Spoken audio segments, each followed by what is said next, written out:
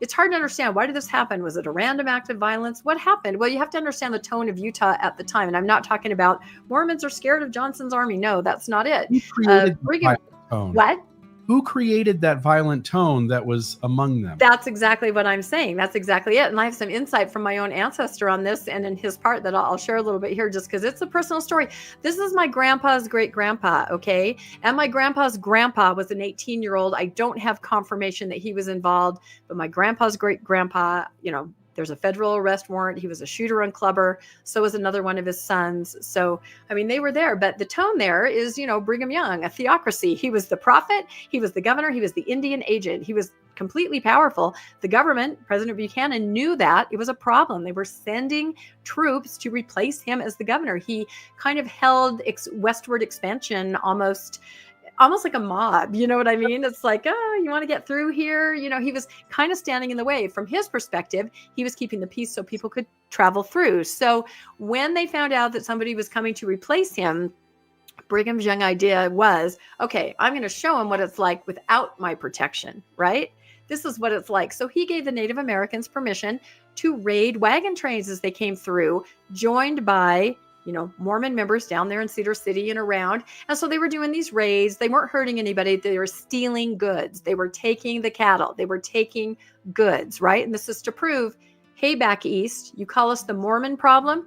We are keeping the peace. Without us, without me as the governor, all hell's going to break loose. So the Baker-Fancher party, another problem is that throughout the history of the church, this group has been vilified. They killed Parley P. Pratt because they're from Arkansas, they say. The gun that killed Joseph Smith is being carried in one of the wagons. Some of the men that killed Joseph Smith are part of this party, right? Vilified to justify. They're poisoning. They're putting poison in the water hole. They're poisoning the stuff. This is all invented after the fact to try to justify what happened. This was a fine, upstanding group of extremely wealthy people who had gone back and forth on this trek to California, moving their cattle herds.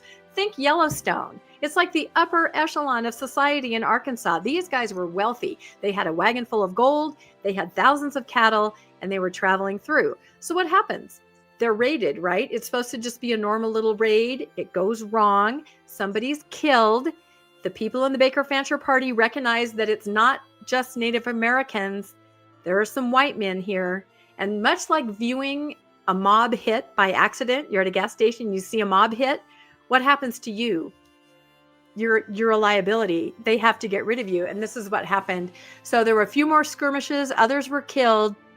The Baker-Fancher party, and again, I'm telling this, very loosely, details, kind of like an outline. They circle the wagons. They hunker down. They're defending themselves. Now we go to the High Council. This is where my relative comes in. He's on the High Council. And they're talking about this. They are the leaders of the church in the area, and they are the militia. Okay? No question that the people who perpetrated this were the church leaders. So my ancestor's on the High Council. He's there with David B. Haight, and they're all talking about it. And my ancestor stands up and says, I think they have to die.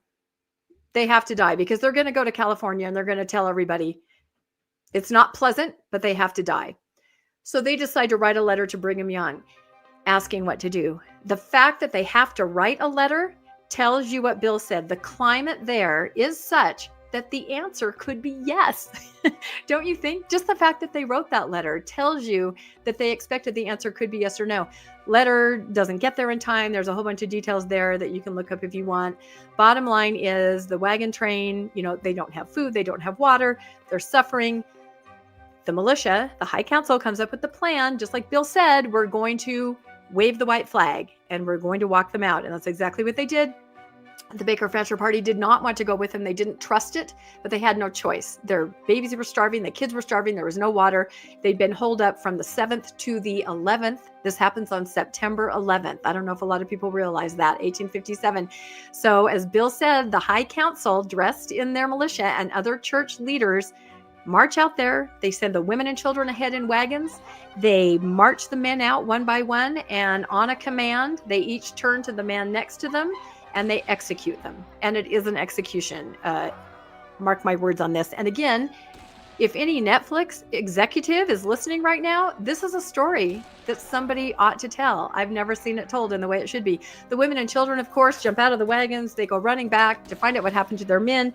That's where my ancestor came in. He was on horseback on a ridge. He came riding down with others, and they shot and clubbed and killed the rest of the people to make sure that nobody would say anything except for the babies.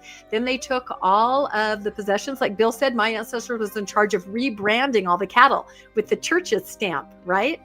Great. And all the kids were taken off to Jacob Hamlin's house. The kids were kept there in the Mormon settlement for 2 years with the relatives back east saying, we want to get our grandkids back. We want to get our nieces and nephews finally taken back. And that's why you have descendants today that meet at Mountain Meadows and, talk about it and pay homage to their ancestors. The perpetrators, the people in the militia, like my great-great-great-great-grandfather, he was sent up to settle Hiram, Utah with a couple wagons, and that's what he's known for. That chapter is gone. I've tried to add it to Family Search. Other people have tried to add it to Family Search. It's taken out, any mention of the Mountain Meadows. And it's just the people. Eventually it was John D. Lee, as we all know, whose blessings were restored after he was convicted and executed. So it's quite the story. And I just rehearse it to let Netflix know, because I'm sure that a lot of Netflix executives are watching our show right now. This would be a story. And again, I cannot understand why the LDS Church would want even the tip of this iceberg revealed.